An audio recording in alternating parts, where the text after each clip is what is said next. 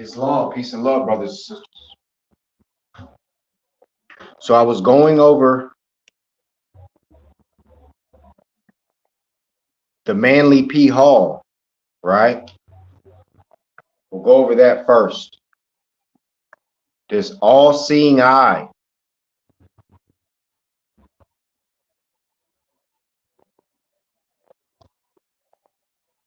I'm just going by the statement of Manly P. Hall, All-Seeing Eye, Volume 15, September 1931. It says,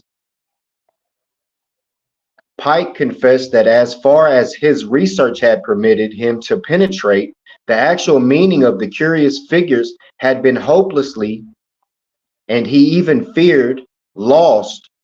For lack of adequate meaning, the whole mass of allegories lose the name of action and no longer impel the neophyte to the accomplishment of a noble state or a nobler state.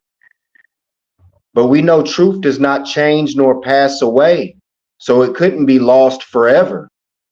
Indeed, but this is Manly P. Hall saying that Albert Pike confessed that as far as his research had permitted him to penetrate, the actual meaning of the curious figures had been hopelessly and even feared lost. But truth does not change nor pass away, even if it's covered by layers and layers of falsehood. But within this, he mentions Eli, and he speaks of how Albert Pike studied Eli. So then when I go over there, he immediately is speaking about the Moors. Thus, in 1276, he's speaking of Saint John, who was devoted of holy orthodoxy his entire life, right? It says in 1276, he established the Palma College of Franciscans dedicated to the study of Oriental languages. But we know when they get into speaking about Oriental, I have the clip of when Muslim was changed to Muslim, Islam was changed, or Islamism was changed to Islam. The Oriental spellings and all that is people who are not adept. They're trying to interpret the gnosis, but they can't. With the object of refuting the works of Mohammedan doctors and of preaching the Christian faith among the Moors. John confirmed this institution by a pastoral letter dated the Viterbo of December 16th in the year of his pontificate. Now it says Christian faith among the Moors. How are you going to have the Magi Moors being astrologers and astronomers following the star in regards to Yehoshua and coming to see Yehoshua? But then, so why have you Romanized Paul? But again, Saint John, who devoted to apostate of holy orthodoxy his entire life. But it says, with the object of refuting the works of Mohammedan doctors and of preaching the Christian faith among the Moors. The Moors brought everyone out of darkness into marvelous light. But we know that Noble Drew Ali speaks of John the Baptist being the forerunner for Yehoshua, just like Marcus Garvey was for Noble Drew Ali. But it's very interesting right here. You know Albert Pike knew about the Moors because his master teacher spoke of the Moors. But yeah, it speaks of John, confirmed this institution by a pastoral letter dated from Viterbo on December 16th. But in this writing, it says St. Paul, and then on the other side, it says St. John, because this is interpreted, right? Language English from who, though? Who interpreted this? So yeah, we know it speaks about the Moors, but then when I went to Morals and Dogma, in regards to the belief, faith, and fruition, Masonry is not a religion. He who makes of it a religious belief. We're speaking of belief, faith, and fruition now. falsifies and denaturalizes it. Now, we move in knowing. When you speak with Christians, they speak of belief and they say they walk by faith and not by sight. But Yehoshua says, my people suffer from lack of knowing. So why are you walking by faith and not by sight? So yeah, Masonry is not a religion. He who makes of it a religious belief, divine gnosis is truth, fruition of knowing. But in this sense of religious that he's speaking of is a belief.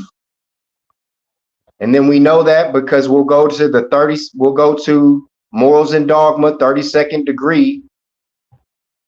The prophet announced to the Magi by the consecrated star of initiation came to rend asunder the worn veil of the old temple in order to give the church a new tissue of legends and symbols that still and ever conceals from the profane and ever preserves to the elect the same truths.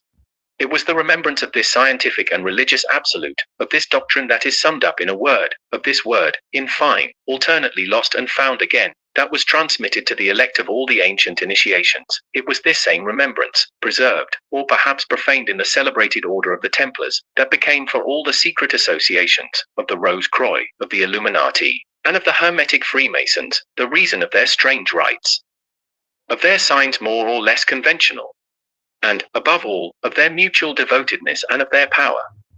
The Gnostics caused the gnosis to be prescribed by the Christians, and that was the problem. That was the problem. The official look at Christianity today. That's the problem. Sanctuary was closed against the high initiation. Thus the hierarchy of knowledge was compromitted by the violences of usurping ignorance, and the disorders of the sanctuary are reproduced in the state, for always, willingly or unwillingly, the king is sustained by the priest, and it is from the eternal sanctuary. Now the king is sustained by the priest because the priests look at the seats, and if they're full, they know the people are asleep. We'll go over that again with the king and the priest. That has to do with the King Alfred plan. Thus the hierarchy of knowledge was compromitted by the violences of usurping ignorance, and the disorders of the sanctuary are reproduced in the state, for always, willingly or unwillingly, the king is sustained by the priest, and it is from— See, sustained, they're usurping the community. And if the preacher sees all the seats full, he can tell the king, yes, sir, they're still asleep. But if the Christian churches, if all of them are empty, he'll go tell the king, sir, they're all waking up. You can't usurp them. The eternal sanctuary of the divine instruction that the powers of the earth, to ensure themselves durability, must receive their consecration and their force. The Hermetic science of the early Christian ages, cultivated also by Geber, Alpharabius, and others of the Arabs, studied by the chiefs of the Templars, and that Arab is modern. They're speaking about the Moorish Magi. Again, that Arab is modern. Embodied in certain symbols of the higher degrees of Freemasonry, may be accurately defined as the Kabbalah in active realization, or the magic of works. It has three analogous degrees: religious, philosophical, and physical realization. Which is belief, faith, and fruition, what we were speaking about. In regards to Masonry is not religious in a belief state, but in a knowing state, it's your divine salvation. Again, he said there's three steps: belief, faith, and fruition. Its religious realization is the durable foundation of the true empire and the true priesthood that rule in the realm of human intellect. Which was the Moors and Islamism, the old time religion, not the modern Islam, the reformed, where they try to perfect the divine. Philosophical realization is the establishment of absolute doctrine, known in all times as the Holy Doctrine, and of which Plutarch, in the treatise De Isidid Osiride, speaks at large but mysteriously, and of a hierarchical instruction to secure the uninterrupted success. It's just like when you was a child and they told you Santa Claus was coming. You was in belief, you had faith. You put the cookies out, you was waiting for him, and then that night passed and he never came, and you know for a fact he didn't come. So you know that they put them presents under the tree. So you gained your fruition that Santa Claus was false. Although Santa Claus, the true story, actually ties back to the Moors too. However, the falsehood they give the children is that Santa Claus is going to come down your chimney, eat the cookies, and leave you some presents if you're good. And that's making a good salesman. However, when they find out that Santa Claus is not real, they gain fruition. So that next Christmas coming up, they ain't gonna fall for the superstition. But now adults, so-called adults, which are minor-minded, continuously practice these childish ways of belief and faith, but no fruition. That's the only thing I wanted to get forth to you all in regards to this belief, faith, and fruition. And all this ties back to the Moors again. On this Morals and Dogma, you look at the book on the top left, it has the circle 7. And again, with the 10th letter of Hebrew, which is the perfection of man, and it's the 7. But that's what I wanted to get through to you all. I'll leave you all in peace and love.